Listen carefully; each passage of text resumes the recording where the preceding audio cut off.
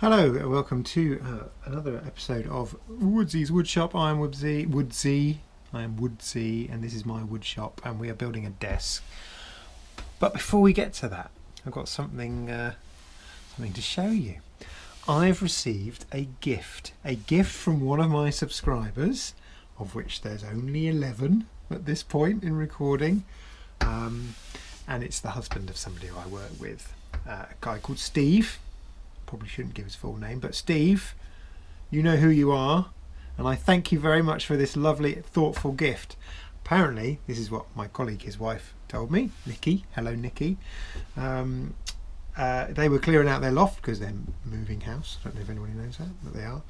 And they found something that they thought I might like. And here it is. Woodwork in Pictures by Dennis Taberner.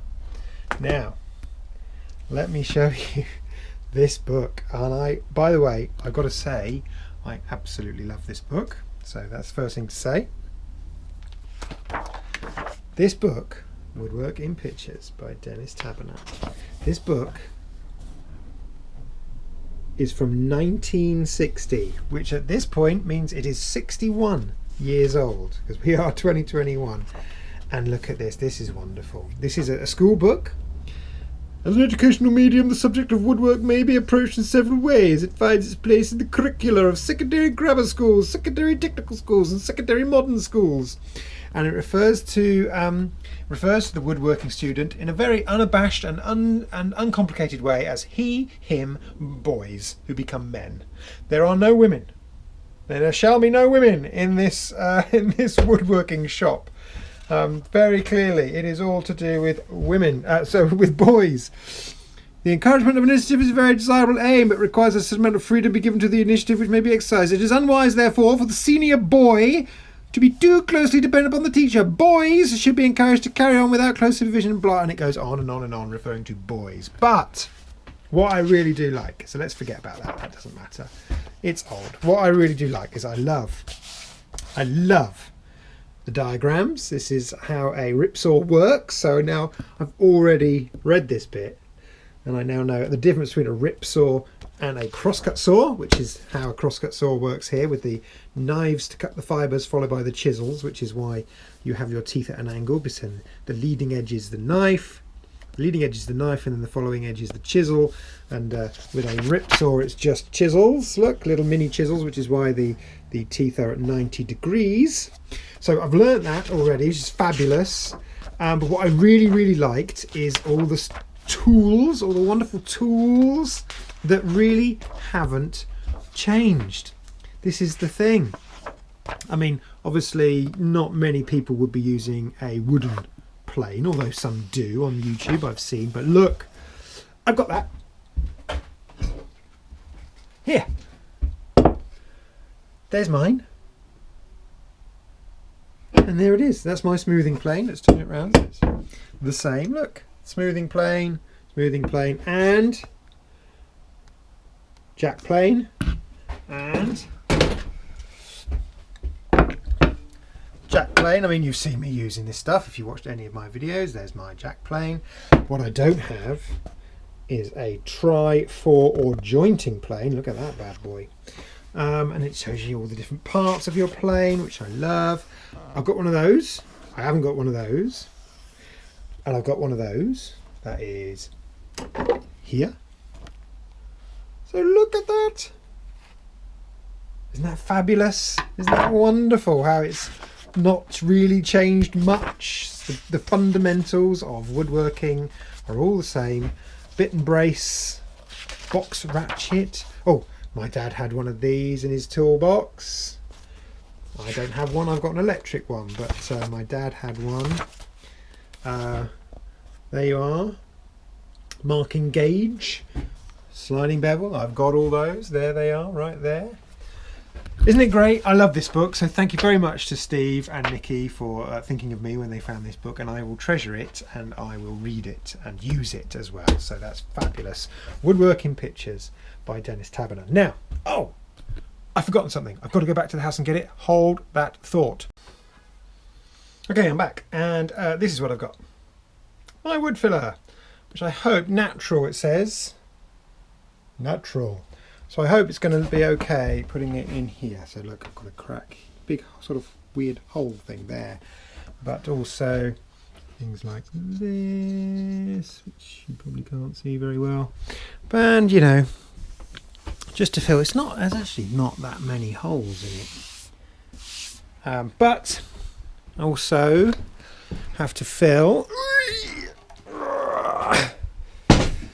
areas like that and places where I've got like woodworm. Can't find it now. Oh yeah, there it is.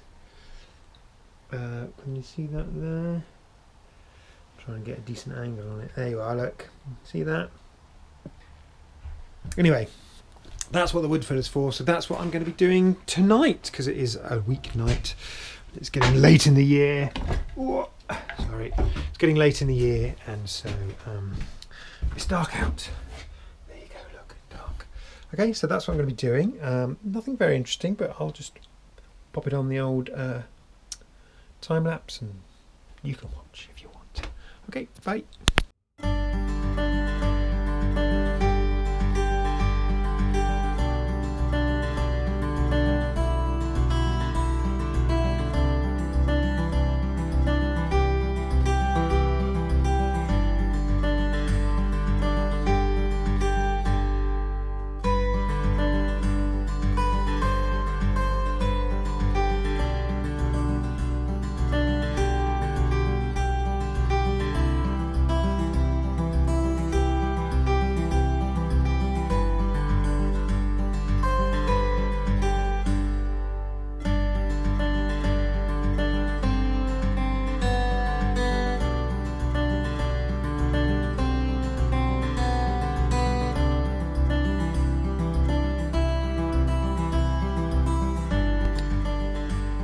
Well, that didn't take as long as I thought it was going to take.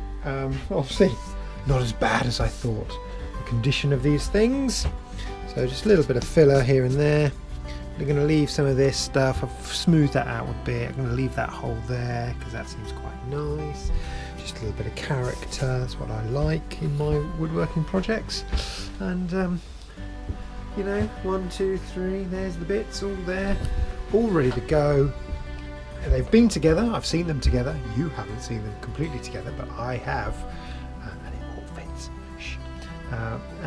So now it's just a case of applying the finish. So I get it smooth, I get all the glue and all the pencil marks off, and I get it smooth, and then I apply this stuff, Zinsser Seal Coat. Not really sure why, but I read a thing on a forum about woodworking, and that's what I do. So I'm going to do the Zinsser Seal Coat, and then you give it another, you let that dry obviously, and then you give it another rub down, get it really final, you know, the final smoothness, and then I think the Danish oil. Ah yes, now I applied Danish oil to this, and yeah, it hasn't discoloured it or anything. I didn't apply it to that side, so that's untreated, treated, untreated, treated. So yeah, it brings the colour out a bit. Yeah, so there we go. So that's tonight finished. Took me about 10 minutes total. And then next video, finishing, and then putting it together. Oh my God, we're near the end, everyone. We're near the end. See ya.